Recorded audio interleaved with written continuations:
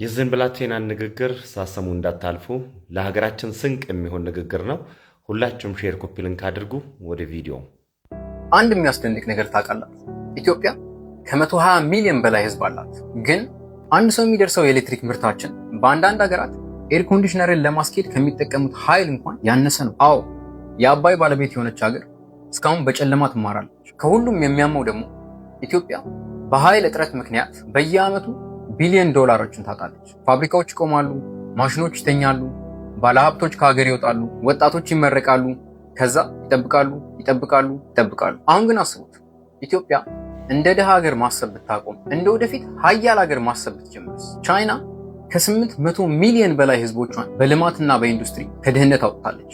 ደቡብ ኮሪያ በ1960ዎቹ ከአብዛኞቹ የአፍሪካ ሀገሮች ያነሰች ደሃ ሀገር ነበረች። ሲንጋፖር ምንም የተፈጥሮ ሀብት አልነበራት። ዱባይ በረሃ ነበር። ኢትዮጵያስ ውሃ አለን፣ መሬት አለን፣ ፀሐይ አለን፣ ወጣት ህዝብ አለን፣ ማዕድን አለን፣ ግዙፍ ገበያ አለን እና ቦታ አለን። ብቻ ባጭሩ ወርቅ ላይ ተቀምጠን ሳንቲም የምንለምን ሰዎች ሆነናል። በደንብ ስሙ። ከ70% በላይ ኢትዮጵያውያን ከ30 ዓመት በታች ናቸው። ያ ማለት ከ30 ዓመት በታች የሆኑት ኢትዮጵያውያን ብቻ ኦልሞስት የኢራንን ፖፑሌሽን ያክላሉ። ይሄ ህዝብ ብቻ አይደለም፣ ይሄ የሚነሳ ኃይል ነው። አቅጣጫ የሚጠብቅ ትልቅ የሰው ባትሪ ነው። 10 ሚሊዮን የኢትዮጵያ ወጣቶች ብቻ ከፍተኛ ክህሎት ቢኖራቸው ኢንጂነሮች፣ ኮደሮች፣ አምራቾች እና የኤሌክትሪክ መኪና ቴክኒሽያኖች ቢሆኑ ኢትዮጵያ የአፍሪካ ፋብሪካ ትሆናለች። አንድ ቀን ሳይሆን አሁን በፍጥነት። ይሄን አስቡት።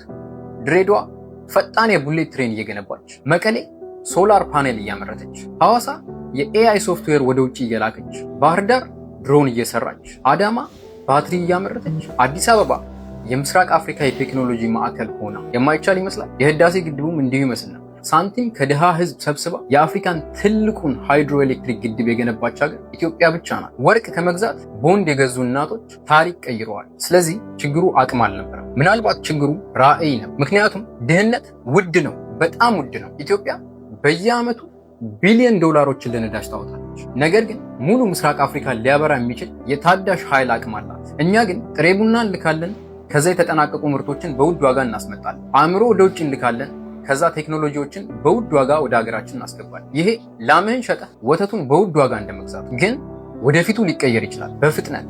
አንድ ትውልድ ሀገርን ሊያስነሳ ይችላል። አንድ ድፍረት ያለው ውሳኔ የ100 ዓመት ታሪክን ይቀይራል እና አንድ የተባበረ ህዝብ ዓለምን ሊያስደነግጥ ይችላል። እና ምናልባት አንድ ቀን የአፍሪካ ልጆች የቻይናን፣ የዱባይን ወይም የሲንጋፖርን ተአምር አያጠኑ፣ የኢትዮጵያን ያጠናሉ እና ይጠይቃሉ፣ ሁሉም ያቀለሏት ሀገር እንዴት የአፍሪካ ኢንዱስትሪ ሀያል ሆነች? መልሱ ቀላል ይሆናል። ኢትዮጵያውያኖች ድሆች እንዳልነበሩ ሀያላን እንደነበሩ ሲገነዘቡ።